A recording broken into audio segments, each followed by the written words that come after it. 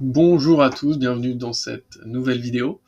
Donc je me présente Damien Frété, prof de maths depuis maintenant 10 ans.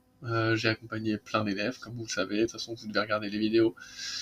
J'ai un accompagnement Excellence Bac, n'hésitez pas à cliquer sur le lien si vous voulez que je vous aide cette année à booster vos résultats. Vous pouvez largement avoir 16 sur 20 si vous bossez avec moi. Et il y a également 30 questions à télécharger. Comme ça, pour ceux qui veulent voir à peu près où ils en sont, et celles qui veulent savoir les questions qui tombent tout le temps, c'est les questions à savoir. Si vous avez du mal avec ces questions, déjà, vous êtes dans la merde, désolé de vous le dire. Donc, n'hésitez pas à regarder les vidéos et n'hésitez pas à vous faire accompagner. Que ce soit moi ou un autre, il faut absolument vous faire aider. Vous allez comprendre que, avec les bonnes explications, on peut vraiment... Ça vous fait gagner du temps dans la vie, dans tout en général. N'hésitez pas à vous faire aider par des gens compétents dans leur domaine. Vous serez bientôt quelqu'un de compétent dans un domaine, et vous verrez à quel point les gens galèrent quand ils font pas appel à vous. Donc, aujourd'hui, on va voir l'exercice 3, donc visiblement c'est fonction suite, hein, ça se voit, et je vois qu'à la fin, hop, il y a un petit peu de intégrale, ça fait plaisir. Donc, exo fonction suite, 6 points, ça va envoyer, et c'est l'exercice 3, métropole, jour 1, mais sujet secours. Voilà. Du coup, c'est parti. Donc j'ai du ln en plus, donc je m'attends, dès que j'ai du ln, je m'attends à voir des formes, si on me demande des limites, je m'attends à voir des formes indéterminées, et utiliser la croissance comparée. Hein. Déjà, c'est un petit réflexe. Il y a également aussi le fait d'avoir un exo suite fonction. C'est que la partie fonction, comme elle est au début, elle me sert à utiliser, à résoudre la partie récurrence. Ok ? Ça, faut le savoir. C'est pas pour rien que vous avez un exo suite fonction. Il y a une logique, il y a un intérêt. Donc on va sûrement me demander dans mon exo fonction, est-ce que cette fonction est croissante? Ah ouais, on va le trouver ici, qu'elle est croissante. Et comme elle est croissante, on va pouvoir utiliser directement f de un pour avoir un plus 1. Ah, comme par hasard, un plus 1, c'est ma fonction qui est ici. Vous voyez, j'ai même pas lu l'énoncé, je sais exactement ce qu'ils vont me demander. Et vous, votre job, c'est de savoir ça. Moi, mon job, c'est de vous expliquer comment c'est, et vous, c'est de l'apprendre et de comprendre ça, en fait. Une fois que vous avez compris ça, vous verrez, les questions sont 10 fois plus simples. C'est ça aujourd'hui qui vous bloque, et qui vous fait penser que vous êtes nul. Vous n'avez pas capté, mais il y a vraiment une logique à tout ça, et une fois que tu as compris la logique, bah, tout est plus simple. Tu sais forcément qu'il faut faire ça et pas autre chose. Donc tu fonces, tu fais ta méthode, tu sais qu'il faut le faire, et du coup, à la fin, ça marche. On admet f est dérivable, ok, donc là, il faut faire la dérivée de ça, ok. Alors, f' de x, c'est 1, moins, et ça, c'est u' sur u. Du coup, 2x sur x au carré plus 1, ok. Du coup, bah là, je mets au même dénominateur, ça fait x au carré plus 1 moins 2x sur x au carré plus 1. Là, c'est sûrement une identité remarquable qui me permet d'avoir ça. Donc, j'ai vérifié que c'est la fonction dérivée. Hyper simple. Ici, pourquoi on me donne un truc sous ce format-là? Parce que tout simplement, on va devoir faire un tableau de variation de f. Et du coup, pour faire le tableau de variation de f, il me faut f'. Du coup, ils vont pas m'handicaper en me donnant pas f'. Ils vont me le donner, et en plus, ils vont le mettre sous la forme factorisée. Comme ça, je vais pouvoir très facilement faire le tableau de signe de f'. Voilà. Comme quoi, ils sont pas du tout contre vous, ils sont avec vous. C'est à vous de faire l'effort de comprendre la logique de l'exo. Donc on est défini sur R. Ici c'est f'. Ouais. Non, c'est pas f', c'est x moins 1 au carré. Là c'est x au carré plus 1, et là c'est f'. Voilà, et là c'est f. Ok. Donc, ça c'est toujours positif, mais ça s'annule en 1. Du coup là j'ai une racine 1. Et en dessous, ça s'annule jamais. Hein. X au carré, ça s'annule en 0, mais plus 1, ça s'annule jamais. Donc ça, c'est positif, positif, positif, positif, positif, positif, 0, croissant. Bam. Hyper simple. Okay. Croissant, bah, je suis content, parce que je veux qu'elle soit croissante pour pouvoir l'utiliser ici, et que ça n'impacte pas mon inégalité de récurrence, comme ça mon hérédité fonctionne. Donc, on déduire le sens de variation, c'est fait. Ok, ça c'est fait, ça c'est fait, c'est fait. Montrer que pour tout nombre réel, x est supérieur à 0. Donc, pour tout nombre réel, x supérieur à 0, on a ça. Comment je montre ça? Je vais tout simplement vérifier que ça fait la même chose que ça. Donc, je vais... je mets ça parce que j'en ai plus besoin. Enfin, je crois, ouais. Voilà. Je sais que c'est croissant. C'est tout ce qui m'intéresse. Ici, je vais faire f de x égale, et je vais essayer de faire en sorte que ça ressemble à ça. X. Je le laisse. Ensuite, moins. Il me faut un moins devant le ln. Je vais factoriser mes ln par moins. Du coup, ça me fait 2 ln de x plus ln de 1 plus 1 sur x carré. Ok, facile. Ensuite, là, je vais essayer de mettre mes ln ensemble. Pour les mettre ensemble, il faudrait pas qu'il y ait 2. Du coup, je vais le rentrer à l'intérieur. Ça me fait x au carré. Parce que 2 devant, ça devient une puissance à l'intérieur. Voilà, écoute, je suis pas mal. Et là, j'ai plus qu'à les mettre ensemble. Et 2 ln qui se mettent ensemble comme ça, quand il y a un plus ici, ça fait un fois à l'intérieur. Ça fait x au carré fois 1 plus 1 sur x carré. Pourquoi cette question? Pour me... je vous l'explique juste après. Tac, tac, tac. Là, je finis ça. Tac, tac. ln de x carré plus 1. Oh, c'est pareil.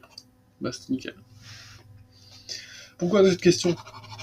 Parce que sûrement avec ça, je vais pouvoir résoudre la question 3. Parce que si je veux faire la limite, sûrement avec ça, j'y arriverai pas. Du coup, ils sont hyper gentils, ils me le donnent.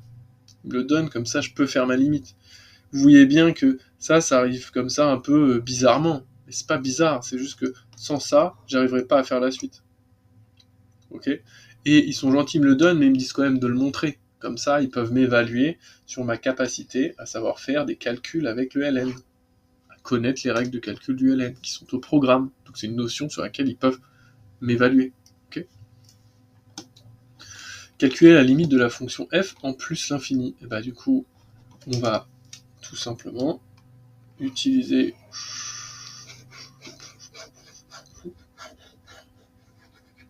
on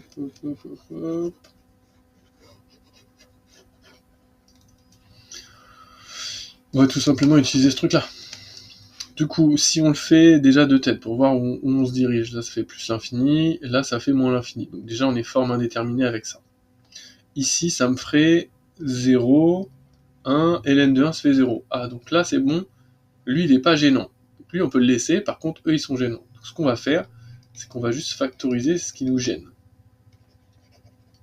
Donc je factorise par le monôme de plus haut degré, Lx c'est plus haut degré que ln, parce qu'il est plus fort que lui, mais limite, je pense, par le ln, ça marche aussi. Donc, vous inquiétez pas, vous faites... quand il y a des exponentielles et des ln, vous pouvez factoriser par les x, par les exponentielles, par les ln. L'important, c'est de tomber sur des choses comme ça. Vous vous rappelez, je vous l'ai dit ici. On a du ln, il y aura forcément la croissance comparée pour les limites. Du coup, par croissance comparée, le ln perd, c'est-à-dire que le ln gagne, donc ça fait 0. Et ça fait 1, ça fait plus l'infini. Donc ce résultat-là donne plus l'infini. Okay. Le ln a perdu, ça fait bien plus l'infini. Et ici, ça faisait 0, on avait dit. Donc 0 plus l'infini, ça fait plus l'infini. Je vous laisse rédiger ça correctement avec les accolades pour les limites. On veut absolument une belle rédaction. Et donc, n'oubliez pas d'écrire par croissance comparée. Première partie, donne. Ok, donc sûrement sur 2 points. Ouais, 3 parties, 6 points, 2 points. Là, c'est vraiment pas cher payé, les gars. Celle-là aussi, putain. Waouh, il y a combien de questions là-dedans? 1, 2, 3, 4, 5, 6. 6, ouais. Et là, il y en a... Ah non, il y en a 7, là. Waouh. 1, 2, 3.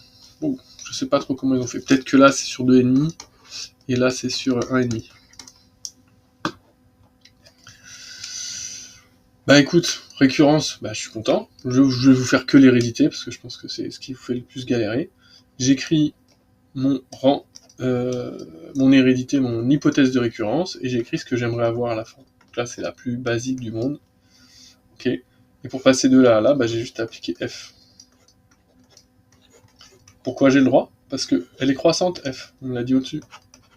Comme elle est croissante, elle change pas l'inégalité. Du coup, ça marche très bien.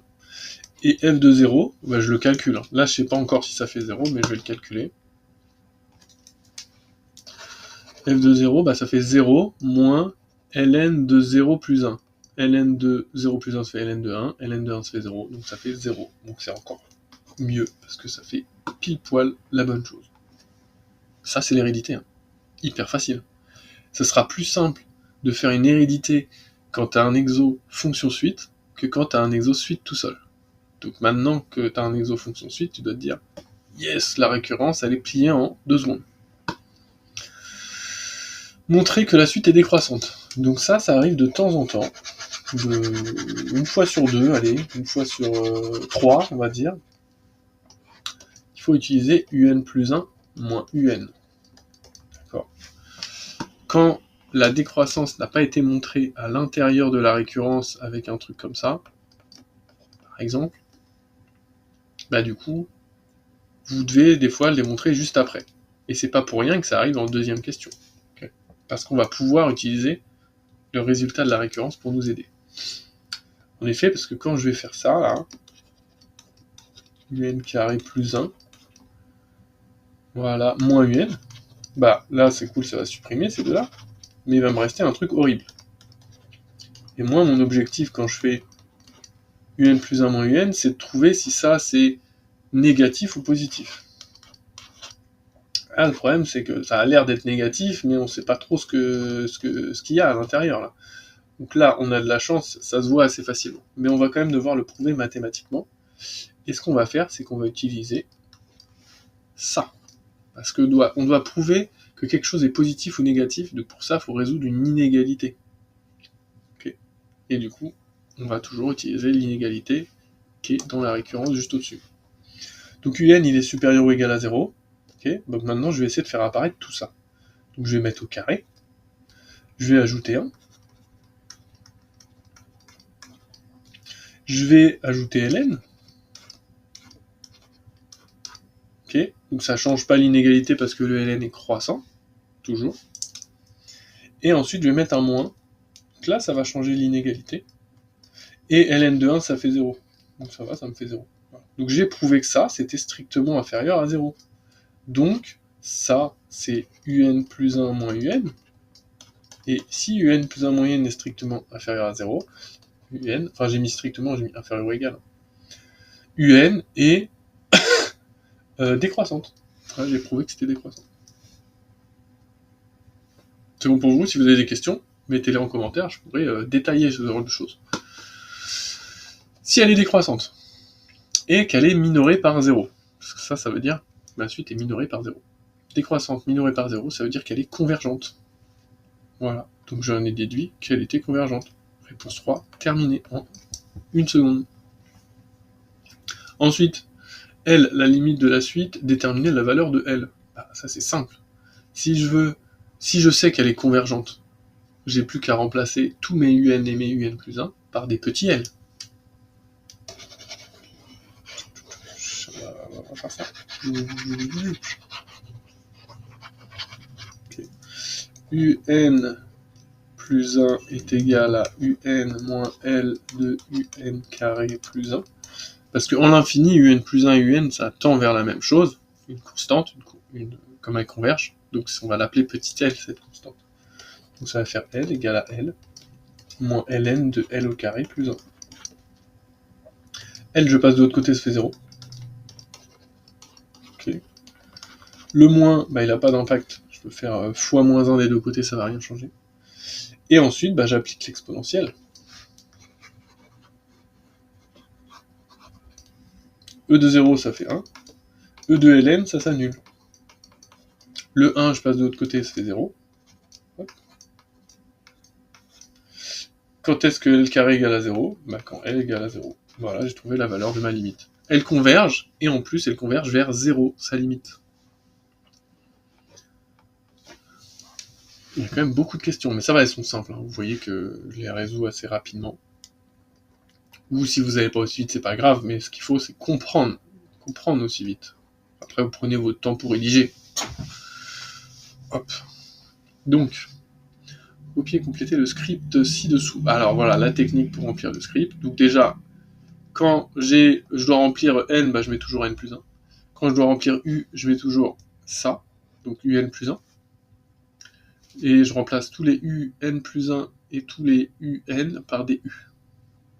Donc là, ça me fait u moins ln de u carré plus 1. U carré en programmation, c'est étoile, étoile. O de U carré. Étoile, étoile 2, comme ça. Voilà. C'est tout. Voilà, j'ai fait cette ligne. Le while, c'est la condition qu'il y a dans l'énoncé, mais strictement inversé. Okay, ça veut dire que ce sera bien U et H, mais c'est pas inférieur ou égal qu'on veut mettre dans le while, c'est l'inverse, parce qu'on continue tant que ce n'est pas fait. Okay, donc ce n'est pas c'est une négation. Donc c'est l'inverse, c'est strictement supérieur. U strictement supérieur à H. Là, on veut arrêter quand c'est comme ça, du coup on continue tant que c'est comme ça. Déterminer la valeur renvoyée du seuil 0,01 dans la console Python. Là, vous n'avez pas le temps, vous, de faire un Python comme ça dans votre calculatrice, mais par contre, vous pouvez rentrer votre suite dans votre calculatrice, vous rentrez cette suite, ok, un plus 1 en fonction de un, et vous regardez quand est-ce qu'on atteint 0,01. Okay, parce que là, ce qu'on est en train de tester, c'est qu'on cherche quand est-ce que U est inférieur ou égal à 0,01 H. Parce que la seuil de 0,01, ça veut dire qu'on a remplacé H par 0,01. Tac, tac, tac, vous faites vos trucs, vous descendez, et dès que vous êtes en dessous de 0,01 ou pile poil égal à 0,01, vous regardez la valeur de n. Vous me direz dans les commentaires ce que vous avez obtenu comme valeur de n. Et je vous dirai si c'est juste. Et si vous avez besoin, je ferai une vidéo sur comment utiliser la calculatrice, la Numwork. Je peux le faire à l'écran avec la Numwork. On est bon, bam bam. Étudier le signe de la fonction f sur 0+. F. C'est celle-ci. Pourquoi on doit... on l'avait déjà fait. On avait le tableau. Je sais pas si vous vous souvenez, on avait le tableau qui donnait ça. Tableau de variation. Hop, hop, hop. Et là, il y avait un 0 à 1. Et... merde, comment ça s'appelle? Là, c'était moins l'infini plus l'infini. Et nous, on veut sur 0 plus l'infini. On a déjà calculé f de 0. F de 0, ça faisait 0, pile poil. Donc ça veut dire que avant de moins l'infini à 0, elle est négative, et après, elle est positive. Donc là, ça veut dire qu'on peut directement en déduire. Vous mettez... on en déduit grâce aux questions 1 et 2, je sais pas c'était lesquelles, mais le signe de f, et du coup, vous mettez directement le signe de f comme ça. 0 plus l'infini, 0. Non, c'est pas ça qu'on veut. C'est ça, plus, comme ça. Voilà. Pourquoi vous faites pas différemment en étudiant, en faisant la dérivée, en faisant la factorisation de ça, parce que vous pouvez pas là. Là c'est trop complexe pour le faire. Il faut avoir conscience de tout ce que vous avez étudié sur la fonction pour pouvoir en déduire. Donc souvent, quand vous avez fait les variations de cette fonction, vous pouvez directement en déduire le signe grâce au tableau de variation. C'est pour ça que je voulais redessiner là. Interpréter graphiquement l'intégrale. Okay. Une intégrale, c'est l'aire sous la courbe. Du coup là, c'est l'aire sous f entre x égale 2 et x égale 4. C'est tout. On admet que, du coup, si je vous fais un petit dessin, pour ceux qui ne comprennent pas trop ce que c'est une intégrale, hop, si je fais une fonction comme ça, là x égale 2, là x égale 4, tac, tac, tac, on fait un trait comme ça, c'est l'aire ici. Ce sera l'aire entre 2 et 4 de ma courbe f. On admet dans cette question que pour tout nombre réel x entre 2 et 4, on a l'encadrement Ok. Comme par hasard, on a ça. 2, 4, 2, 4. Du coup, en déduire que l'encadrement de I, c'est ça. Bah du coup, ce qu'on fait, c'est qu'on applique intégrale ici, intégrale ici, intégrale ici. L'intégrale, c'est une somme, hein. Du coup, il n'y a pas de... ça va rien changer de fou à notre inégalité. Donc on fait la somme de 2 à 4, on fait la somme de 2 à 4, on fait la somme de 2 à 4. Du coup, ce qui se passe, c'est qu'on va devoir faire l'intégrale de 2 à 4 de 0,5x moins 1. Je vois rien. Est-ce que je peux descendre? Oui, je peux descendre. Et par rapport à x, donc dx. Et du coup, donc là, on peut primitiver normalement direct. Donc 0,5, ça fait 1 demi. Je préfère écrire ça comme ça. Donc avant x, on a x carré. Et si je dérive, ça me ferait 2x. Qu'est-ce qu'il faut que je mette? Il faudrait que je fasse 1 sur 4 pour avoir 1 demi de x. Et avant d'avoir 1, on a x. Voilà, donc ça, c'est ma première intégrale. Donc je vais pouvoir calculer, première primitive. Donc 4 fois 4, 16 sur 4, ça fait 4. Moins 4, ça fait 0. Ensuite, moins 2 fois 2, 4 sur 4, ça fait 1. Moins, donc ça fait plus. Donc 2. Et donc là, ça me fait 1. Oh, comme par hasard, on a 1. Et on continue. 2, 4. 1 sur 4, x, plus 1 sur 4, dx. On fait la primitive. Qu'est-ce qu'il y avait avant x carré? Comment je fais pour avoir du 1 sur 4? 8. 1 sur 8. Plus 1 sur 4, x. Voilà. 2, 4 à 2, 2 à 4, voilà. 4 fois 4, 16, divisé par 8, ça me fait 2, plus 1, et ensuite, moins 4, non, 2 fois 2, 4, divisé par 8, ça me fait 1 demi, et là, moins 1 demi aussi, donc moins 1 demi, ça fait moins 1. Donc 2 moins 1, plus 1 moins 1, ça me fait 2.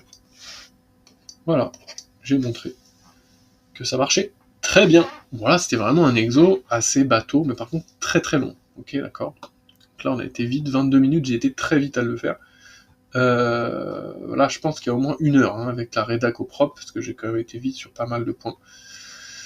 J'espère que ça vous avait aidé, et si vous avez bien aimé, n'hésitez pas à mettre un pouce bleu, n'hésitez pas à me suivre sur mon compte, et du coup, bon courage, regardez les autres vidéos. Et voilà, bon courage pour vos révisions, et à bientôt.